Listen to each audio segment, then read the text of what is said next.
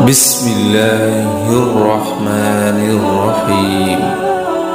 شروع اللہ کے نام سے جو بڑا مہربان نہایت رحم والا ہے۔ رسول اللہ صلی اللہ علیہ وآلہ وسلم نے ارشاد فرمایا، تمہارا رب اپنے بندے کی اس بات سے خوش ہوتا ہے جب وہ کہتا ہے کہ اے اللہ میرے گناہ بخش دے، کیونکہ تیرے سوا کوئی اور ذات نہیں ہے جو گناہوں کو معاف کر سکے۔ رسول اللہ صلی اللہ علیہ وآلہ وسلم نے ارشاد فرمایا، اللہ کے ذکر سے بڑھ کر اللہ کے عذاب سے بچانے والی کوئی اور چیز نہیں ہے۔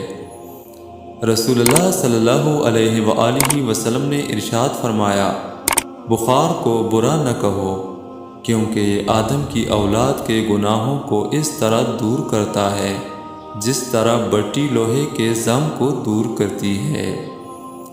رسول اللہ صلی اللہ علیہ وآلہ وسلم نے ارشاد فرمایا، بلند آواز سے قرآن پڑھنے والا ایسا ہے جیسا کھلے عام صدقہ دینے والا، اور آہستگی و خاموشی سے قرآن پڑھنے والا ایسا ہے جیسے چھپا کر صدقہ دینے والا۔